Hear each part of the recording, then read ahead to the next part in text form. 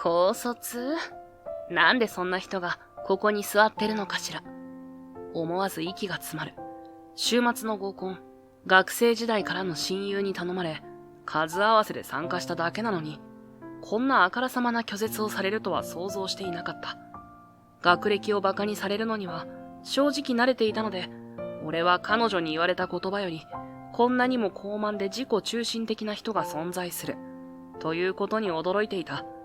社長令嬢ともなると、こうなってしまうのだろうか。学歴が全てじゃないっていう建前はあるけどさ、高卒なんてちょっとありえないわ。時間の無駄って感じ。こんな恥ずかしい場に付き合ってられない。彼女はそう言い捨てると、さっさと店を出て行ってしまった。空気の凍りついた合コンは結局解けることなく終わってしまった。彼女は俺にとって気まぐれに参加した合コンでたまたま知り合っただけの住む世界の違う人間なのだ。それで終わるはずだった。だから自分を否定した彼女と再び交わることになるなど、俺は全く想像もしなかったのだった。彼女と再会したのは権威ある授賞式。彼女は壇上に上がった俺を見ると、まるでありえない光景を目の当たりにしたかのように目を見開いた。青く柔らかなスポットライトがステージ全体を照らし、ホールには多くの来賓が座っている。中には業界の大物もいれば、有名企業の重役たちもいる。どうしてあなたがここに？彼女は合コンでの振る舞いを深く後悔することになる。そして、俺と彼女の運命も大きく変わることになるのだった。俺の名前は長田博樹。建築関係の仕事をしている。デザイナーとしても、プランナーとしても動いているため、ありがたくも忙しい日々を送っている。今日は時間の合間を縫って、地方のさらに端まで出てきていた。元博物館か。やはり海外の文化が入ってきた頃の建築物には、新しい文化から得たインスピレーションが存分に発揮されているな。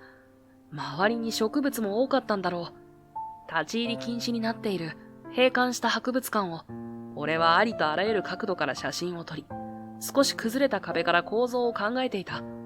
こういう今は使われていない建築物を巡るのは俺のライフワークのようなものだった。デザインをやる者にとって過去から学ぶことは多い。時間の限り建物の周りを回っていると、突然吹いてきた風とともにざわざわと音が聞こえてきた。誰もいない場所に一人でいたからだろうか、俺の足は無意識に風上の方へ向かっていた。そこは博物館へ向かう小道だったであろう場所で、その道を彩るかのように木々が生い茂っていた。この葉っぱは桜か。そうか。この桜並木もまた博物館の一部だったんだな。桜が咲く頃にまた来てみるか。ほんの少し見える花のつぼみを見ながら、俺は自然の持つ力というのを感じていた。木や花の持つパワーというものを俺は知っている。特に桜が大好きだった。どんな環境にいても、つい自然と顔を上げて眺めてしまう桜に、どれだけ気持ちを助けられてきたかわからないほどだ。大学進学を諦め、働きながら建築を学ぶと決めた時も、開花を待っている桜を見上げながら決意したものだ。今進めているプロジェクトにも自然との共存というテーマを入れたいと思っている。自然と建築の共生。そんな俺のモットーに共感してもらい、オファーをもらった仕事だったので、なおさらだ。自然からの癒しと仕事のことをゆっくりと考えている時だった。使用のスマホが震え出したのだ。少し気持ちをぶち壊された気分を感じつつ、画面を見ると、そこには見慣れた名前が表示されていた。おう、どうかしたのか？てか、お前も今仕事中じゃないのか？長田！音割れしそうな声に、俺は耳からスマホを離した。どうやら向こうは会社から電話をかけてきたようだ。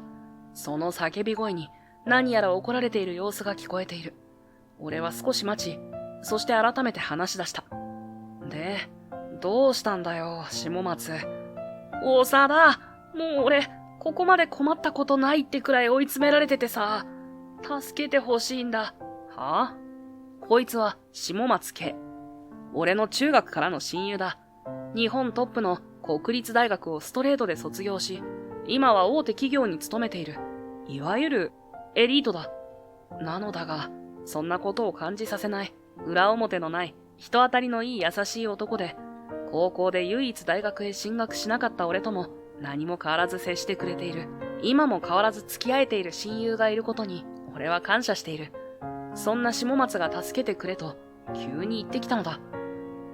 助けてくれって、とにかく落ち着いて話せ。俺にできることなら何でもするから。合コン男が一人足りなくて、もうやばいんだよ。2対2で男が足りないとかアウトなんだよ。助けてくれるんだな。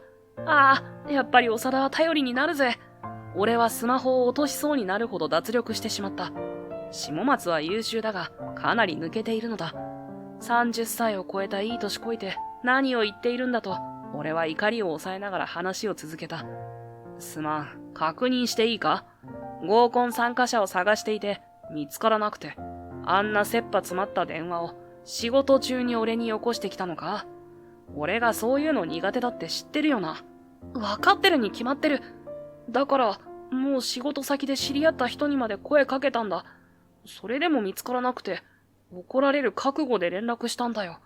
注視も仕方ないかと思ったんだぜ。でも来てくれる子、大学の後輩なんだけどさ、その子から楽しみにしてますって連絡が来てさ、楽しみなくしたくなかったんだよ。長田、やっぱり無理かな。俺は軽くため息をついた。下松のこういう性格は本当に昔から変わらないのだ。自分より人の気持ちを考えて一生懸命になれるやつなのだ。ギリギリまで俺に頼まなかったのもまた下松らしかった。わかったよ。いつなんだ？下松は大声で俺に礼を言った。そしてまた上司に怒られているようだった。俺は想像のつく光景に少し笑いながら電話を切った。合コンは週末だそうなので、どうにか時間は取れそうだった。俺はそういう場はとにかく苦手なのだが、下松の顔も立てて空気だけは壊さないようにしなければいけないなと思っていた。仕事に追われる中、あっという間に週末がやってきた。指定されていた店は高級店の集まる場所にあるレストランだった。最近の合コンというのは値が張るんだなと思いつつ、俺は仕事に区切りをつけ、急いで店へ向かった。ウェイターに案内された席には、すでに下松と2人の女性が座っていた。俺はしまったと思いつつ、挨拶をし席に着いた。仕切りは下松で、聞いていた通り2対2の合コンだった。少人数なのに、数合わせの自分がいることが申し訳ないと思ったが、もう仕方ない。この時間を楽しく過ごしてもらえるように心がけようと思っていた。だが、これは合コンではなく、お嬢様の遊びだということに気がついた時には、もうすべてが終わっていたのだった。女性たちは、新垣ゆずきさんと西まどかさんという人で、西さんと下松が知り合いだった。大学の後輩だということは、西さんもまたエリートということだ。笑顔で気遣いができる人というのが第一印象だった。新垣さんは見るからにお嬢様といった感じだった。乾杯もせず、すでにワインを飲み始めていた。西さんと以前会社が同じで友人だということだが、二人がそういう仲というのは想像つかなかった。初対面でも真逆の人に感じたからだろうか。合コンは下松の盛り上げと西さんの穏やかな空気感が場を作ってくれていた。俺も合コンということを忘れ、楽しい食事会の気分になっていた。だが、今まで口を開かなかった彼女が、突然、喋り出したのだ。そういえば、まだあなたには聞いてなかったわね。卒業大学はどこ？今は建築関係だとは聞いているけれど。話を割ってまで、新垣さんは俺の学歴を聞いてきたのだ。空気が止まるのを感じた。突然のことに、下松も西さんの口も動きを止めた。学歴ですか？俺は高卒ですね。それで。高卒ですって？その瞬間、彼女の顔がピクリと反応し、次の言葉を隠せなくなったようだった。グラスの水滴を拭き取りながら、苛立ちを隠そうともせずに続ける。今時大学にも行かないなんて、よくも恥ずかしげもなくここに座っていられるわね。最初は落ち着いていた彼女の小姉が次第に高くなる。かすかに眉を上げ、胸を張る姿勢は、まるで俺を見下ろすかのように立ち上がっているかのようだ。そもそも、高卒なんて低学歴の男と食事してるなんて。ああ、恥ずかしい。ねえ、まどか。こんな人に紹介するなんて、私をバカにしてるの？彼女は、隣にいた西さんを振り返ったが、言われた西さんも言葉をなくして固まってしまっている。こんな男を前にして、私が笑顔で食事なんてするわけないでしょ？恥ずかしいし、時間の無駄。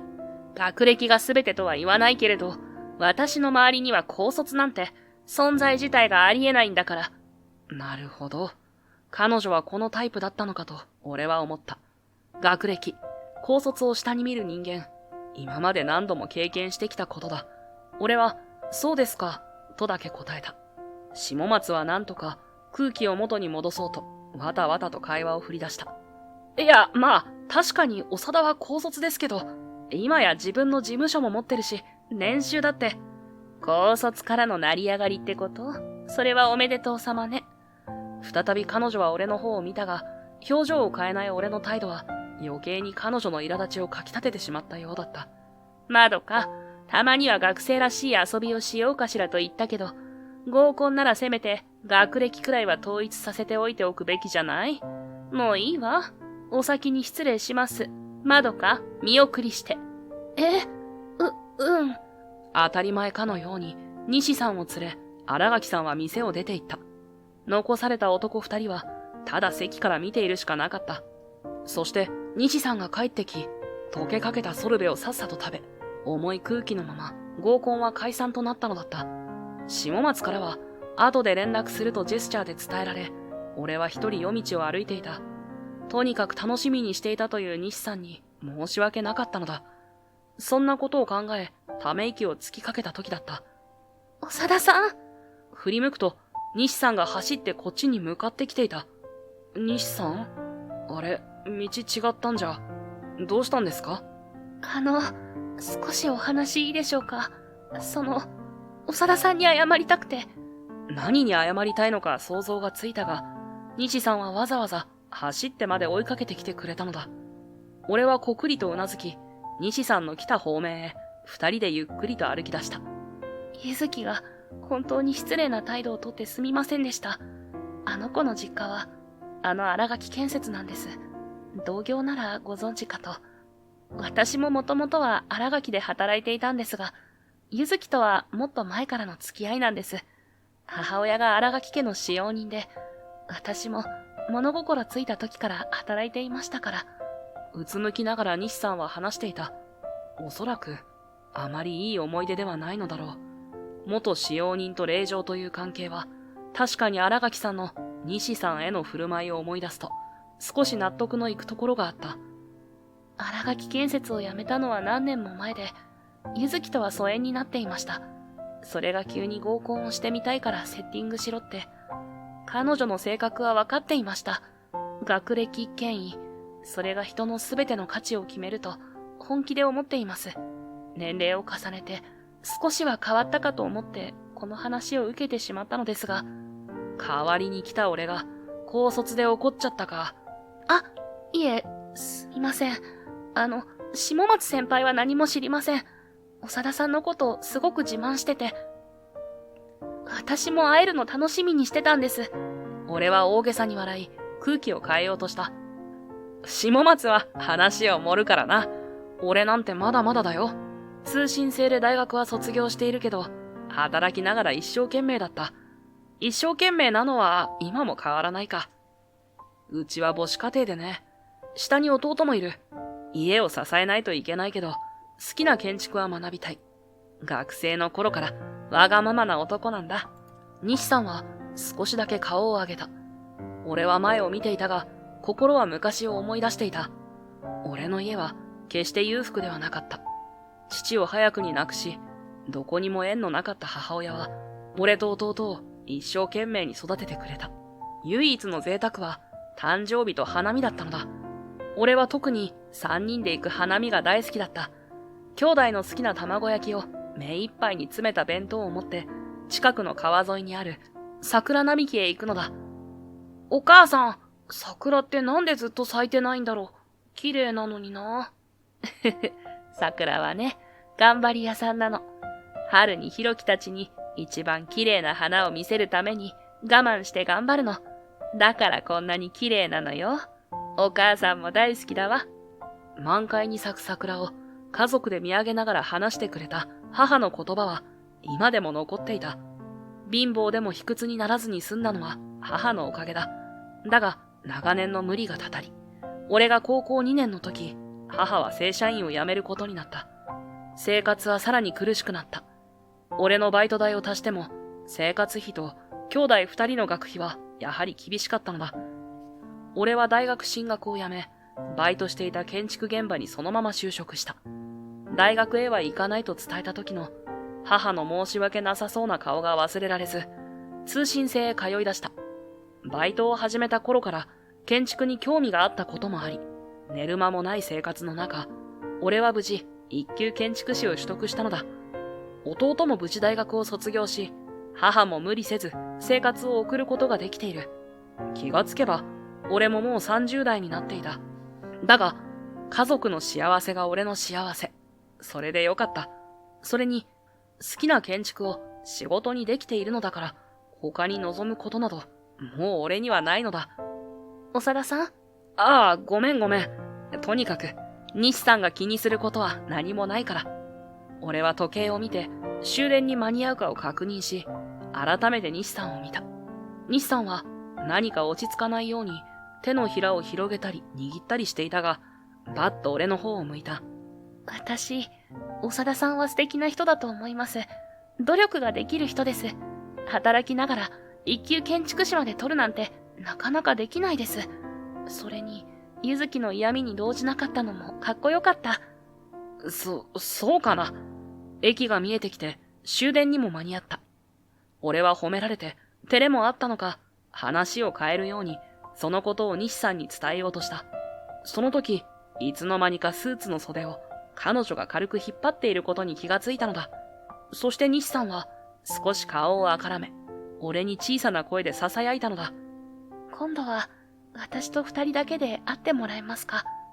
目が合ったままの俺たちの後ろで電車が到着するアナウンスがかすかに聞こえていた。1週間後、俺は久々にかっちりとしたスーツを着て髪をセットし、高級ホテルの大ホールにいた。あの合コンから1週間しか経っていないので、西さんとは特に何もなく、相変わらず忙しい日々を俺は送っていた。もしかすると、これからはさらに忙しくなるかもしれない。というのも、今日は建築家ならコンペティションの表彰式なのだ。ここで入賞していれば知名度は抜群に上がる。建築家として知名度が上がれば、より一層家族に楽をさせられる。俺にとっては何よりもそのことが重要だったのだ。先走った考えに少し恥ずかしくなっていると、スタッフから座席へ案内された。座席へ向かうとき、嫌でもスポンサー名が目についた。新垣建設。このコンペのトップスポンサーだ。しかも VIP 席には、新垣社長と、新垣ゆずきさんがいたのだ。あの日のことなど気にしていないとはいえ、記憶には残っている。彼女とは二度と会うことはないと思っていたのに、こんなにも早く同じ空間にいることになるとは。俺は運がないのかもしれないと若干思ってしまっていた。開会時間の10分前になると、審査員が続々と入場してき、そしてコンペは開始された。トップスポンサーである新垣社長の挨拶、審査員の紹介、そして各部門の受賞者が発表されていった。受賞者は壇上で一言述べることになっている。俺が入賞しているのは環境共生部門だ。そこから受賞に至るか、自信があるとはいえ、発表が近づいてくると、心臓が落ち着きをなくしてきてしまった。では続きまして、環境共生部門の発表に参ります。最優秀賞は、長田博樹さんです。俺は小さく拳を握り、壇上で挨拶をした。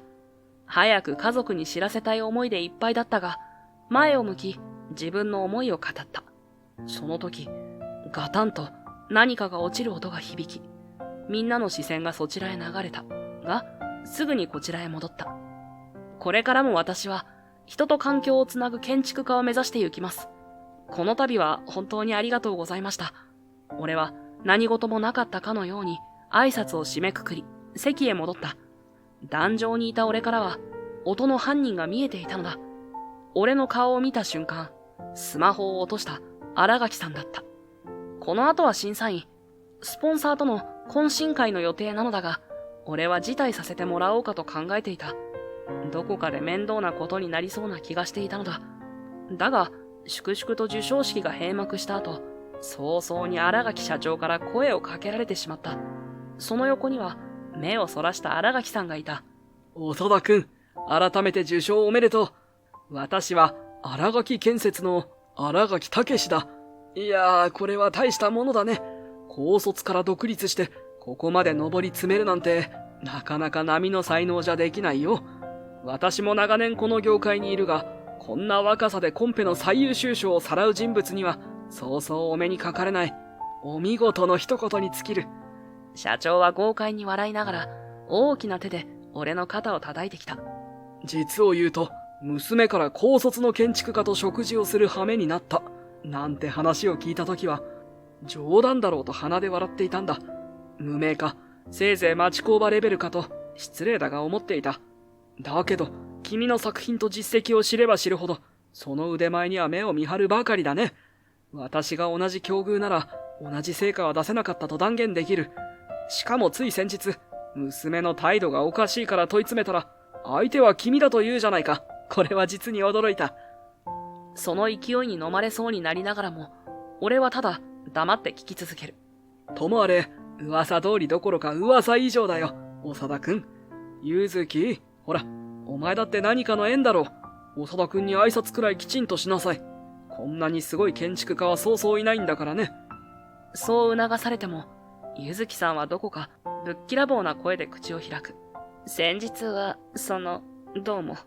かろうじて顔は俺の方に向けられているが、視線はややそれ気味だった。社長はそんな娘の態度に目を光らせると、低い声で軽く咳払いをする。おい、ゆずき、失礼だぞ。君だってこの前、コンペのプレゼンを見ただろう。誰に向かって挨拶していると思っているんだ。ゆずきさんはビクッと肩を震わせた。すると、渋々といった様子ながらも、今度はきちんと背筋を伸ばして、俺の前に立ち、スーッと息を吸い込んでから口を開く。改めまして、先日は申し訳ありませんでした。父が言う通り、あなたの受賞作は本当に素晴らしいものでした。これからどうぞよろしくお願いします。少しぎこちなく目を合わせてくる。遠目には完璧なお嬢様前と見えるのだが、こうして直接言葉を交わすと、どこか不器用そうな雰囲気が感じられる。社長の一括で態度を正したものの、彼女らしさは相変わらずだ。俺はそんなゆずきさんに軽く会釈を返し、こちらこそよろしくお願いします、と、なるべく柔らかく答えた。すると、彼女はわずかに目を伏せて、それでも失礼のないようにと意識したのか、そっと丁寧に一礼をしてから視線を外した。目の前に立つ彼女は、やはり一目でわかるほど整った顔立ちをしていた。今大注目の建築デザイナー、長田博樹くんに折り入って話がある。少し場所を移そうじゃないか。俺は悩んだ。建築業界トップの新垣建設といい関係が築ければ大きな力となる。だが、敵になれば俺の事務所などすぐに潰されてしまうだろう。悩んだ末、俺は話を聞くことにした。ホテル最上階ルームで話し合いは行われた。内容は、俺が今抱えているプロジェクトに新垣建設が参画したいということだった。このプロジェクトは地方のリゾート施設の再生計画だ。自然を存分に生かしたものにしたいということから、自然共生をモットーにしてきた俺に声をかけてもらった。大プロジェクトなのだ。確かに大手の新垣が入ってくれるのはかなりありがたいことだった。意見が割れないかというのが正直不安だったが、このプロジェクトは地方の自然を生かすことが重要だということを新垣社長も理解していると力説されたので、俺はそれを信じることにしたのだ。こうしてこの大きな案件は新垣建設と共に進めることになったのだった。予想もしていなかった展開だが、さらに予想だにしていなかったことは、新垣ゆずきさんがうちの事務所へ新垣建設との窓口役として来ることになったことだった。2週間後、打診していた他の会社からも OK をもらい、本格的に企画は動き始めた。チームができたこともあり、俺はまず現地の様子を改めて代表たちと視察することにしたのだ。新垣さんは窓口なので仕方ないとして協力を打診していた会社の代表として来たのはなんと西さんだったのだ。合コンの時は仕事の話はしなかったので全く知らなかったので俺は驚きを隠せなかった。一緒にお仕事できるなんてびっくりですね。長田さん、素敵な施設にしましょう。西さんは笑顔でそう言ってくれたが、新垣さんは相変わらずといった感じだった。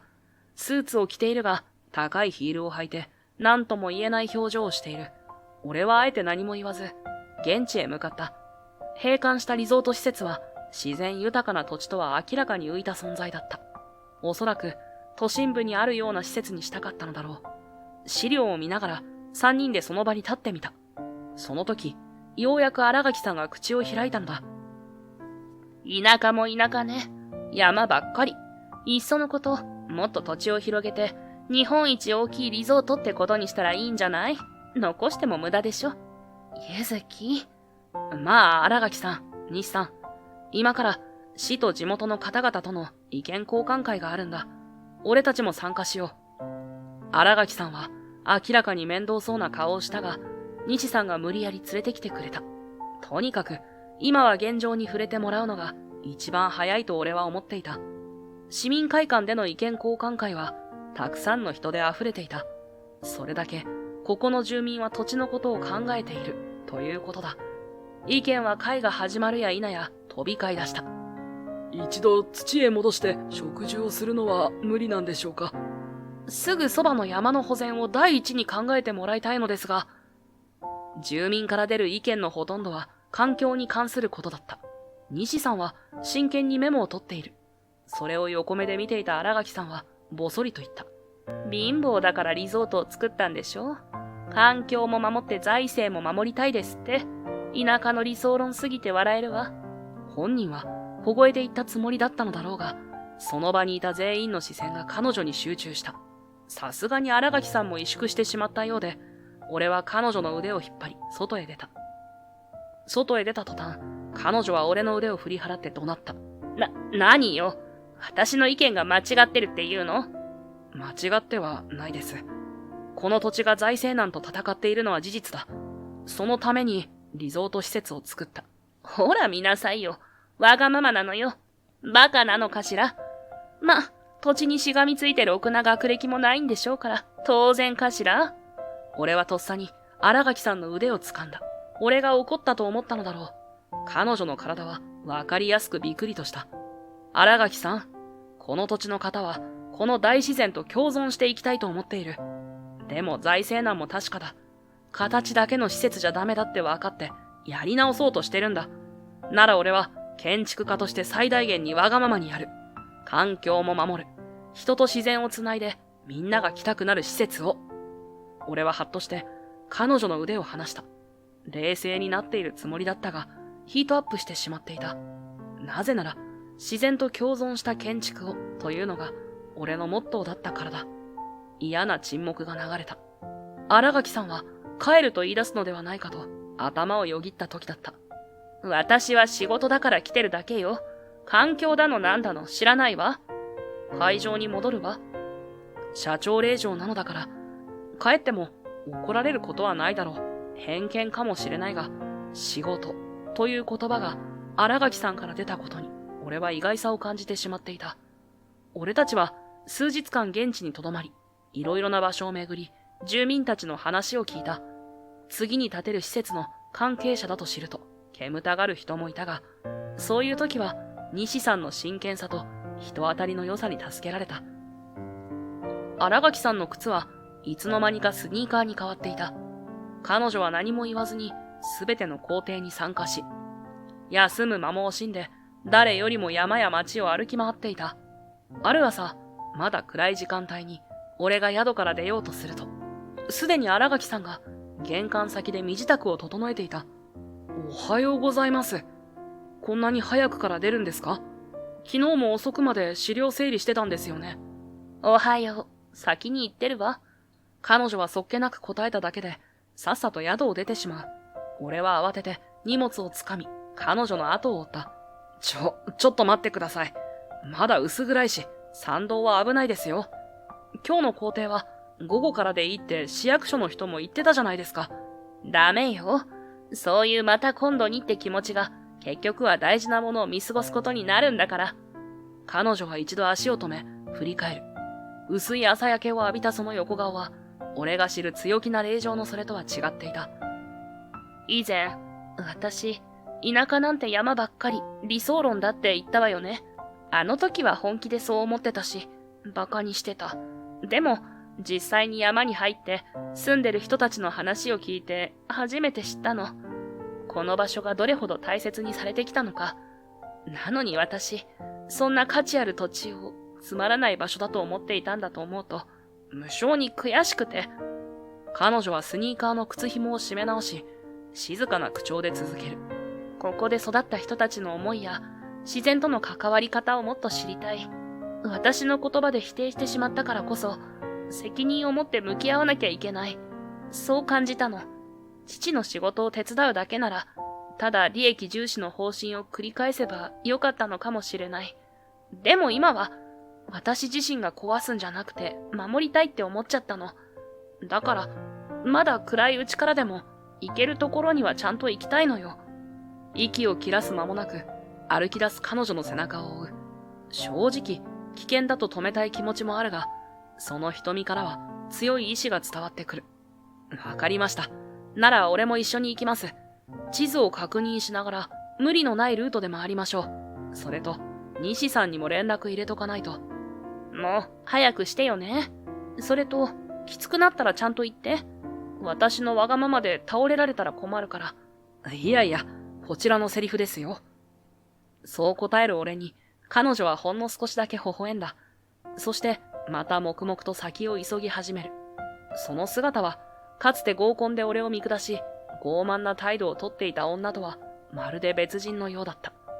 しばらくは無言のまま、参道を進んでいたが、ぽつりと、彼女が小さな声で話し始める。私ね、今まで自分と関わったことのない人たちのことを、心のどこかで見下してたの。都会のお嬢様として育ってきたからっていうのもあるんだけど、それこそ学歴がないなんてとか、田舎なんて山ばっかりでしょとか、そういう思い込みばっかりで。彼女の言葉に、俺は一瞬目を見張った。あの高飛車な態度をとっていた彼女自身の口から、こんな率直な反省を聞くことになるとは思わなかったからだ。でもさ、実際に話してみると、みんなすごいのよね。建築現場で働く人も、ここでずっと暮らしてきた人たちも、どんな環境にあっても、みんなちゃんと前を向いていて、私とは違う努力や知恵を身につけてるっていうか。一息つき、山の風を感じるように、彼女は首筋に手を当てた。あなたもそう。合コンの時は、高卒なんてってひどいこと言っちゃったけど、実際は私なんか足元にも及ばないくらい、仕事も人生もちゃんと見据えてるって分かったの。あの頃の自分が今はすごく恥ずかしいわ。そんなことないですよ。俺は少し戸惑いながらも言葉を返す。この俺ですら、いつもがむしゃらにやってきただけだ。胸を張れるほど綺麗な道のりだったとは思えない。それでも、彼女の瞳が揺るがないまま、こちらを見ているのを感じると、胸の奥が妙に熱くなった。でも、あなたが全然そんなことないって言ったとしても、私にとっては本当のことなの。今まで他人を見下していた分、これからはいっぱい学ばなきゃいけないし、取り戻さなきゃならないって思ってる。しんとした山の空気の中で、彼女の言葉ははっきりと響いた。山道を踏みしめる足音だけが、次第にリズムを刻み、俺たちは再び歩みを進めていく。だから、もう少しだけ、あなたに付き合ってもらうわよ。地図に書かれていない山道とか、途中で見つけたあの湧き水とか、ちゃんと確かめておきたいの。面倒かもしれないけど、いい？もちろん、俺も勉強になりますから、行きましょう。また少しだけ微笑んだ彼女を見て、俺も心の底から笑みがこぼれるのを感じた。それは、傲慢だったお嬢様とのほんの小さなすれ違いを埋めていく、確かな一歩になりそうだった。こうして、俺たちは暗闇を抜けるように山道を歩き出す。彼女が誰よりも一生懸命に足を運び、調べている理由は、ほんの少し前まで自分が見下していたこの土地を、今度こそ正しい形で理解したいから、そんな思いがひしひしと伝わってくるのだった。そんなある日の昼下がり、山際にある小さな茶屋に、俺たちは休憩がてら寄ることになった。厨房の奥さんが気さくで、西さんが頼んだぜんざいをみんなにお裾分けしてくれた。あら、お嬢さん、よかったらこれも食べていきなさいな。ありがとうございます。新垣さんは遠慮しながら嬉しそうに受け取った。そんな場面を見た他の客たちが、どこか冷たい視線を送っていた。あの子、前に田舎なんてとかバカにしてたあれじゃないか。確かに、そんな話をちらっと耳にしたわよ。ひそひそ話かと思えば、それは意外とよく通る声だった。どうやら、数日前に新垣さんが、田舎の理想論みたいなことを言ってしまった場面が、近くにいた住民の耳に入っていたらしい。茶屋の空気が、パッと居心地の悪いものに変わっていくのを感じた。そもそも、東京の大きな会社から来たって噂だろう。環境だの強制だの、口先だけじゃないのかね。いっそ帰ってもらいたいよな。わざわざ田舎を見下しに来たのかって話だ。あからさまな皮肉が飛び出し、さすがの新垣さんもピタリと動きを止める。まるで冷たい水をかぶせられたように顔をこわばらせ、反論すらできないでいた。西さんも口を開きかけたが、ここは俺が先に動かなければいけないと直感した。すみません、ちょっといいですか。俺が店の奥へと足を踏み出すと、ざわついていた客や店員の視線が一気にこちらへ集中する。僕たちは新しい施設を住民の方々の気持ちを生かしながら作りたいと本気で思っています。彼女も同じ気持ちです。もちろん、最初は皆さんの気分を害することを言ってしまったかもしれません。でも、そう言いながら、俺はちらりと新垣さんの姿を確かめる。普段は強気な彼女が肩をすぼめるようにして視線を落としていた。彼女だってもう同じ失敗はしないし、正直に言って田舎をバカにする気なんてもうないんです。僕からも頼みます。もし本当に反省してるなら話してやろうという人がいらしたら、ぜひ聞かせてください。俺たちが施設作りに活かしますから。住民の中には未だ不審そうに睨む人もいたが、俺の一生懸命な様子を見てか、最初に話しかけてきた男性が鼻を鳴らしながらも口を開いた。そこまで言うなら、まあ、話くらい聞いてやらんでもない。あの参道、あの子が本当に歩いたっていうのか？ヒール履いてたんじゃないのかい？いえ、今はスニーカーに変えて、一緒に山の中を何時間も回りました。彼女が自然を守りたいなら、まず足を運ぶべきだって言ってくれたんです。正直、俺よりも体を張ってくれてるくらいですから、そう返すと、男性は驚いたように目を丸くした。視線の先には、まだ怯えたように立ち尽くす新垣さんの姿がある。確かに、ヒール姿の令状を想像していたら、今の飾り気のないスニーカー姿とのギャップは大きいかもしれない。まあ、俺たちが大事にしてるこの土地をどうこう言われたら気分良くはないからな。だが話をちゃんと聞いて、納得いくなら協力してやらんでもない。若え兄ちゃんがそこまで言うなら信用してやら。その言葉を合図に、何人かはまだ冷たい態度を崩さないままだったが、明らかに場の空気は和らいでいった。ほっと胸をなで下ろした時だった。か細い声が聞こえ、見れば新垣さんが店の真ん中に進み出ている。目を伏せていたが、意を決したようにまっすぐ住民たちを見据えた。偉そうに田舎って言ったのは事実です。ごめんなさい。でも、この場所を歩いて、たくさん話も聞いて、皆さんが守ってきた自然や文化、そこで暮らす人々の温かさを感じました。だから私、全部壊すんじゃなくて、もっと魅力を発信する手伝いがしたいんです。うまく言えなくてすみません。丁寧に頭を下げる彼女の姿に、店内の誰もが予想外といった表情を浮かべる。茶屋の奥さんが慌てて彼女の肩を叩いて立ち上がらせると、ようやく緊張の糸がほどけたように小声で、ありがとうと伝えられた。こうしてひとまずの騒動は収まったが、空気はどこかしんみりとしていた。それでも、誰一人として新垣さんを追い出そうとはしない。彼女が自分で謝れたことが大きな前進だった。その後、店を出るまでに何人かの住民が俺たちに近づき、よくわからんが、今回は話を聞こう。そうだね。ここを良くしようとしてくれるなら、まあ悪い気はしないよ。といった言葉を残してくれた。茶屋からの帰り道、ずっと黙っていた新垣さんは、俺にだけ聞こえるくらいの声で、ぽつりと言った。ありがとう。俺は何も答えず、彼女の履いているスニーカーをちらりと見合った。短い沈黙の後、まるで気恥ずかしさをごまかすように、新垣さんは少しだけ早足で歩き出した。現地視察最終日の夜、俺は外で空を眺めていた。星がよく見えるわ。日本でもこんな場所あるのね。後ろから声をかけてきたのは新垣さんだった。まどかならもう寝ちゃった。ずっと走り回ってたし。確かに、西さんには俺も脱帽してる。あれだけ真剣に向き合われたら、話さずにはいられないだろうね。うちの事務所来ないかな。なんてね。柄にもない冗談を言ってみたが、新垣さんの反応は意外なものだった。顔を真っ赤にし、俺の腕を掴んできたのだ。何よ。私だって頑張ったわ。質問も少しはしたし、山にも入ったわ。この私がよ。それがどれだけすごいことか。やっぱり、高卒にはわからないのかしら？以前と同じような暴言なのだが、なぜだかむくれながら言われると、少し可愛さを感じてしまった。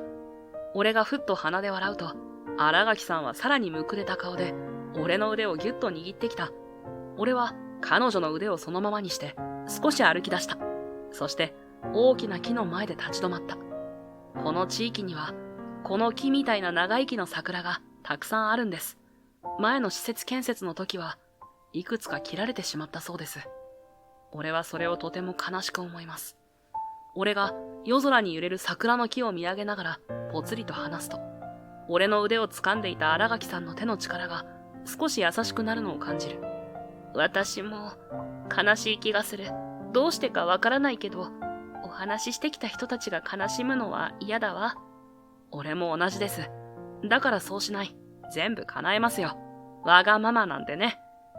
長田がどこまでできるのか、そばで見ておくのが私の仕事だからね。急に呼び捨てですか？新垣さんはパッと手を離し、旅館の方へ歩き出した。まどかが長田さんって呼ぶなら、私は長田でいいの。どういう理屈ですか、それ。真夜中の暗闇の中でも、新垣さんが初めて、俺に笑顔を向けてくれているのが、ぼんやりと見えた気がした。俺は新垣さんのことが少し知れた気がして嬉しかった。俺の考えが伝わったのかもしれないと思うと、一緒にここへ来てよかったと感じていた。それが、彼女の人生を大きく変えてしまうなど、思いもよらなかったのだ。視察から戻った数日経ったある日、新垣さんから突然連絡が入ったのだ。仕事関係かと思ったが、話したいことがあるというだけで、何やら様子がおかしい気がしていた。その日の夜、すぐに俺たちは会うことにした。仕事が終わった頃、事務所に新垣さんがやってきた。いつもの強気な態度とは違う。少し神妙な顔をしていたのだ。俺は客用の席へ案内し、コーヒーを準備した。新垣さん、会社で何かあったんですか？彼女は少し黙ったままだったが、ぐっと俺の方へ顔を向けた。長田、私をここで雇ってくれないかしら。いやだって、新垣建設は社長の命令とか？私、視察報告を社長にしたの。見たこと感じたことをすべて伝えたわ。私は、長田の考え方がいいと思ったって。そしたら、社長に言われたの。新垣さんの顔色がみるみる変わってきた。その時のことを思い出しているのだろう。やりとりをそのまま話し出した。遡ること数時間前、ゆずきは父に今回の視察の報告をしていた。しかし、その報告書を見て社長は、彼女にこう切り出した。ゆずき、これはどういうことだ？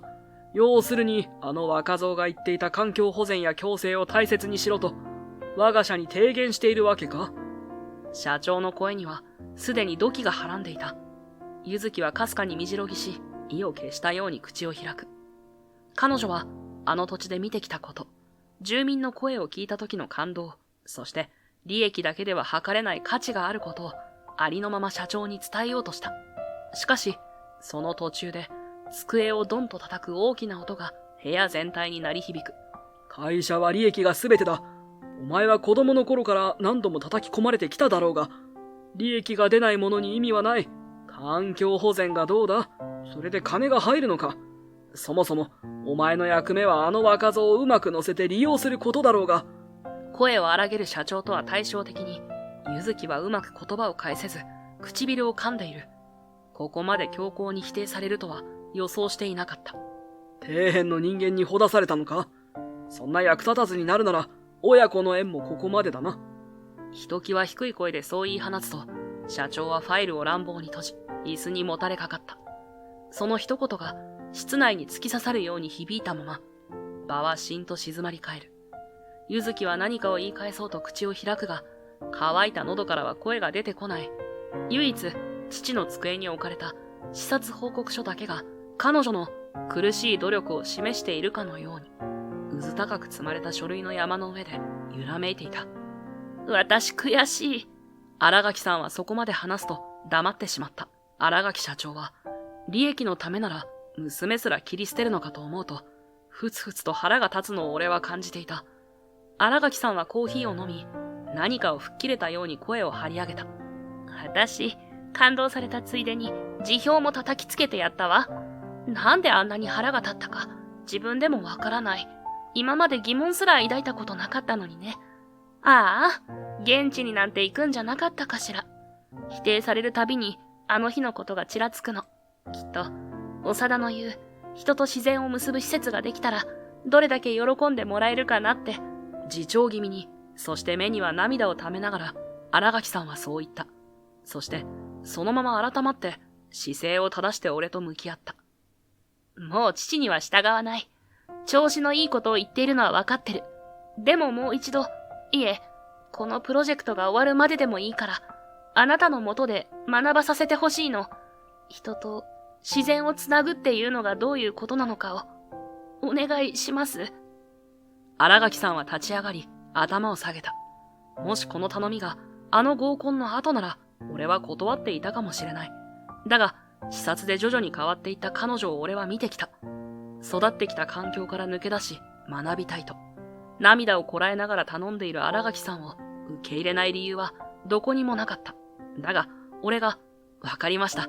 うちに来てください。と答えようとした矢先、彼女が急に鼻をすすりながら口を開く。こんなにお願いするのは正直初めてなんだけど、もし私が役に立たなかったら、その時は遠慮なくクビにしてくれても構わないから。ちょっと待ってください。いきなりクビ宣告は早いですよ。役に立たないって自信なさすぎじゃないですか。だって今まで散々失礼な態度取ってたし、何かあるとすぐ高卒がどうとかってバカにしたり。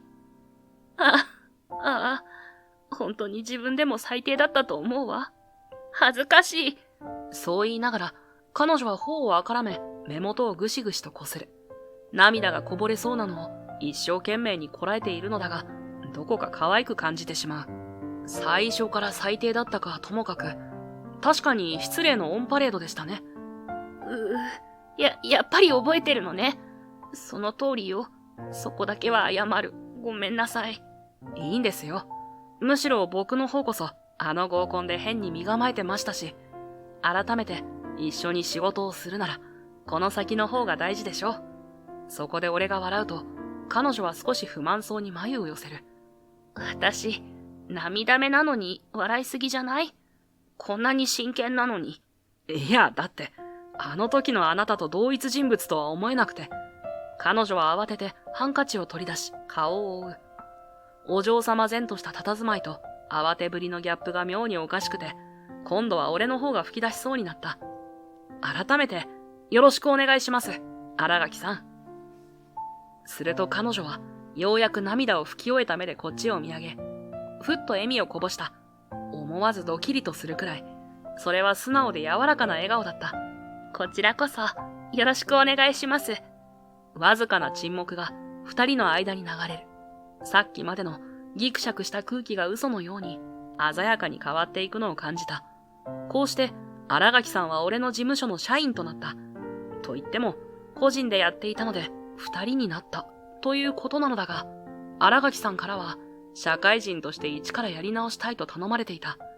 電話の取り方すら危うかった新垣さんは毎日をバタバタと過ごしていた。ここには何のコネもないからが彼女の口癖だった。俺の指導は彼女には厳しく感じたかもしれない。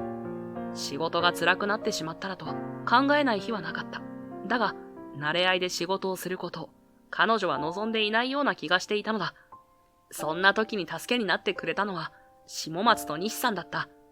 ちはー。おお、新垣さん頑張ってるね。長田、若い子が来て事務所が華やかになったな。ほら、まどかちゃんもちょうど会ったから連れてきたぜ。下松さん、まどか。新垣建設辞めたって聞いた時は驚いたわ。仕事は慣れた？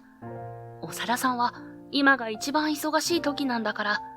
ええ、早く通常業務になれないといけないわね。寝不足なんて生まれて初めてかも。でも、こんなに自分を褒めたくなるのも初めてよ。下松の雑談に付き合い出した新垣さんから離れて、西さんは俺の方へやってきた。長田さん、ゆずき変わりましたね。家でも会社でもお姫様で、完全学力権威主義。人は自分のために動けばいいって女だったのに、今は自分と人のために頑張ってる。長田さんの力なのかな。俺は何もしてないよ。彼女が自分で殻を抜け出してきたんだ。俺はそう答えながら、新垣さんのデスクに積み上げられた何冊ものメモを見つめながら笑顔になっていた。1ヶ月が経ち、基本的な業務は新垣さんに任せられるようになっていた。その分俺はリゾート施設再建プロジェクトに力を注ぐことができていた。新垣建設との契約はそのままになっている。本格的に指導する前に再度きちんとした話し合いをしておかなければいけないと考えていた。しかし、すでにことは起き始めていたのだ。ある日の午後、用事から帰ってきた俺に血相を変えた新垣さんが駆け寄ってきた。社長、さっき市から連絡があって、施設の土地の権利を前の所有会社から買い取る話が白紙になったって。え、今更なんで？このプロジェクトは閉館したリゾート施設の土地を市が買い取り再建する。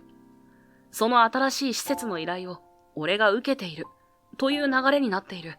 つまり市が買い取りをやめるとなると、今までの企画すべてがなくなるどころか、しっかりとした買い手が見つからなければ廃墟同然になってしまうのだ。俺はすぐに折り返しの連絡をしたが、案件を流すことに決定しましたとしか返答がなかった。長田社長。何かおかしい。相談もなくいきなりすぎる。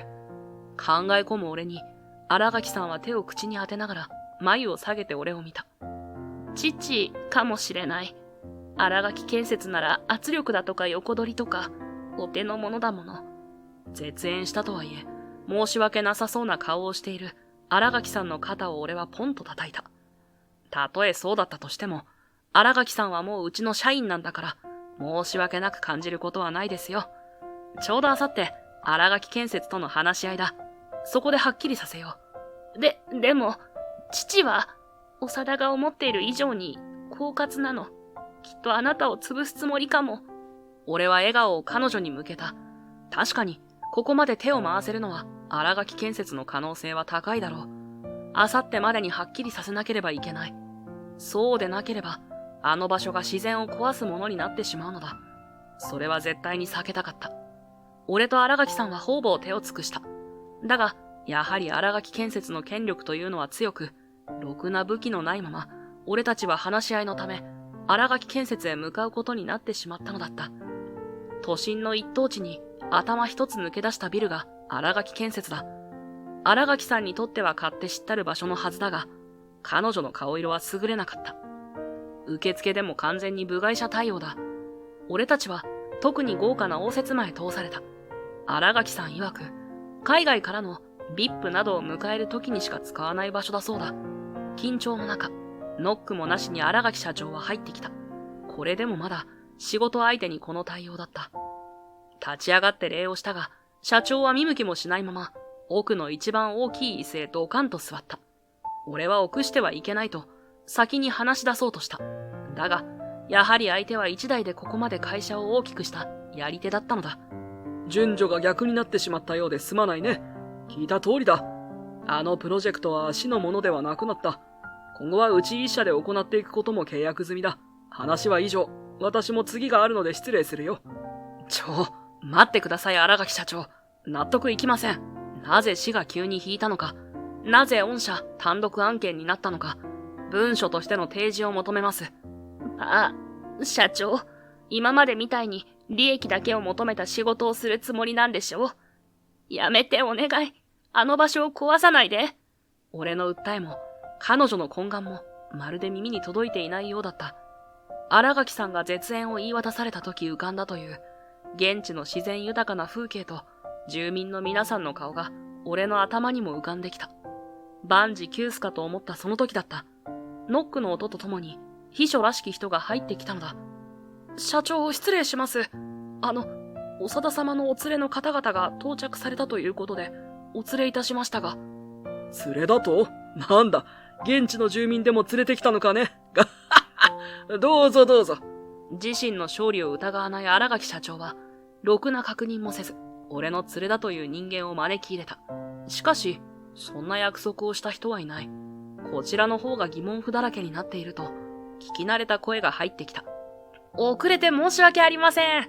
いや、新垣社長、今日も立派なお椅子ですね。新垣社長、お久しぶりです。下松、西さん？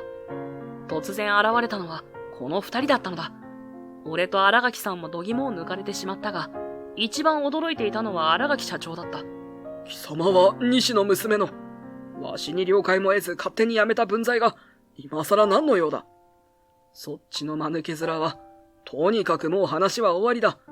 何が起こるのか、何を起こそうとしているのか、想像もつかなかった。はじめに動いたのは西さんだった。カバンから大量のファイルを出したのだ。ファイルの見出しを見て、明らかに新垣社長の表情が変わった。西さんは淡々と話し始めた。こちらは金銭、つまり談合のやり取りの証拠。そしてこちらは、下請け業者への圧力、貸付け、そしてこちらは土地売買の際のやり取り一覧です。過去15年まで遡って証拠を集めました。まさかそんな、でたらめだ。社長はとっさにファイルを奪い取ろうとしたが、テーブルに引っかかってしまい、派手に突っ伏した。西さんはそれを上から見下ろし、さらに続けた。この証拠は、私がここにいる時に集めたもの。それと、土地関係の相談を受けている NPO 団体の協力で集めたんですよ。あなたが悪であるという、れっきとした証拠です。西さんの言葉には、鬼気迫るものがあった。いつもの柔和な西さんとは真逆だ。爪が食い込むほど拳を握りしめた西さんは、少し息を整えていた。長田さん、ゆずき、ごめんなさい。これは、あなたたちを助けたいからじゃない。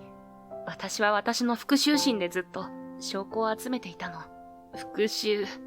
新垣さんは、複雑な表情で西さんから目をそらした。母は、どんな理不尽な要求にも耐えて、新垣家に仕え、私を育ててくれた。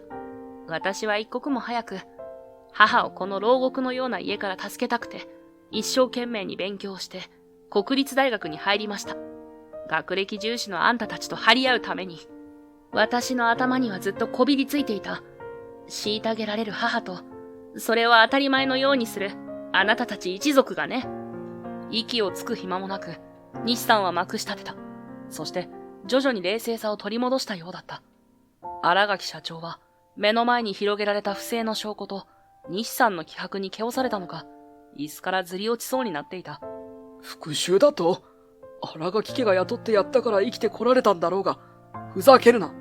わしは負けていない。勝ち続ける。貴様たち凡人を踏み台にしてこれからもな。そう言い放つ新垣社長の声には、これまで築き上げてきた地位とプライドがにじみ出ていた。はためにはただの暴言にしか聞こえなくても、そこには一生懸命にしがみつこうとする執念のようなものがある。それが、この場にいる誰の耳にもはっきり伝わるほどだった。パパ、もうやめて。今まで硬い表情で黙り込んでいたゆずきさんだったが、耐えきれなくなったのか、突然社長の方へ歩み寄る。深く眉を寄せ、まるで幼い頃に自分が怒られた時の父を思い出すかのように。だが、どこか決意を宿した瞳だった。パパ、いい加減認めてよ。私もね、年齢だけは十分大人になったけど、このままパパの言う勝ち続けるだけの姿勢が正しいとは思えないの。いろんな人の話を聞いて、いろんな景色を見て、私自身は今、長田さんのおかげで、まだ成長できるんだって実感してる。ゆずきさんは一度言葉を切り、息をつく。その間、新垣社長は苛立ちをぶつけるでもなく、じっと彼女の顔を見ていた。だから、パパもまたやり直そうよ。いくらでも方法はあるはずだよね。私が必ずそばにいるから、一緒にまた一からやり直して、今度こそ誇りを持てる建設会社に戻ってよ。私、それを手伝いたいの。それは、傲慢だった令嬢の頃には想像もつかないほど、素直でまっすぐな言葉だった。ゆずきさんの声には、彼女なりの覚悟がこもっているのが、はっきりわかる。かつて学歴や立場を振りかざしていた彼女とは思えないほど、今の彼女は人を思う気持ちを身につけていた。ゆずき。新垣社長は低くうなるように名前を呼んだ。俺の立ち位置からは背中越しにしか見えないが、肩がわずかに震えているのがわかる。あるいは怒りのせいか、それとも。パパ、負けるとか勝つとか、そういうことじゃないと思うの。パパが一代で会社を大きくしてきたことは本当にすごいし、私も尊敬してる。でも、その過程で失っちゃいけないものもあったのかもしれないって、最近ようやく気づいたんだ。ね、もう一度やり直そう。親子の間に流れる空気が大きく変わろうとしているのを、俺は感じずにはいられなかった。その時、今まで傍観していた下松が動き出した。新垣社長、はっきりさせておきましょうか。申し遅れましたが、私、監査法人に勤めています。下松圭と申します。監査、ええ、以前も調査に入らせていただいたことがありましたが、グレーで終わってしまいました。だが今回は違う。会計業務、いろいろと聞き取りができそうだ。と思うのですがね。下松はそう言うと、俺の方をちらりと見てきた。俺はこくりとうなずき、新垣社長へ歩み寄った。社長、若造のざれ言ですが、あなたも昔は違ったはずだ。私は初期の新垣建設の建築物もすべて見に行っています。丁寧な仕事で感動したんです。どうか、自らの手でもう一度やり直してはみませんか。黙っていた新垣社長はゆっくりと立ち上がった。そして、その場にいる全員の顔をじっくりと見つめ、最後に新垣さんの顔を見た。若造の言葉にほだされるとは、わしも焼きが回ったのか。はは、ゆずき、私の娘だと言ってくれてありがとう。パパ。新垣社長は、先ほどまでとは違う何かを決意した足取りで部屋を出て行ったのだった。椅子のそばでまだへたり込んでいる新垣さんを西さんが引き上げた。まどか。ありがとう。パパに、新垣にチャンスをくれて。本当は、リークするつもりだったわ。新垣も何もかも潰してしまいたかった。本当。長田さんの事務所に行くんじゃなかったわ。一生懸命に頑張ってるゆずきなんて見たくなかった。覚えてる？まだ小さかった頃、土地を広げるために切られていく桜を見て一緒に泣いたの。あなたは単なる高飛車なお嬢様じゃないって、カゴに囚われてるだけなのかもしれないって、思ってしまったのよ。西さんは、もう泣きながら新垣さんの手を強く握っていた。そして、新垣さんもそれに応えるように強く握り返していた。まどかも私を変えてくれた大切な人なのよ。私たち、今度こそ本当の友達になれないかしら。私もそう思ってた。まだ少しぎこちなく抱き合う二人を見ながら、俺と下松もまた目を合わせ、笑い合ったのだった。あれから半年後、リゾート施設再建プロジェクトは無事再開を果たし着工した。一部はすでに開放され、地元の人が一人でも家族連れでも楽しめる公園になっている。足湯や食事どころもあるため、ドライブがてらやバイカーからもすでに注目を集めている。何より自然に囲まれたこの場所は、みんなに癒しを与えてくれると評判なのだ。もうすぐ桜の季節になる。きっと、さらにたくさんの人が見に来てくれるだろう。新垣建設は、過去20年からすべて遡り、現存している建築物、そしてそれに関わった会社や人に対して、相応の対処を始めている。これは大きくニュースにもなったほどのことだった。もちろん謝罪や金銭では解決できない問題の方が多い。だが、すべて社長自らが動いているそうだ。新垣さんから聞いた話によると、新垣建設を建設会社として立て直すことが自分の最後の仕事だ。と社長は言っていたそうだ。長い道のりになるだろうが、いつの日かまた、誇り高い建設会社として戻ってくるのを俺も待っている。新垣さんは今も俺の事務所で働いている。リゾート施設の件で行ったり来たりの毎日だ。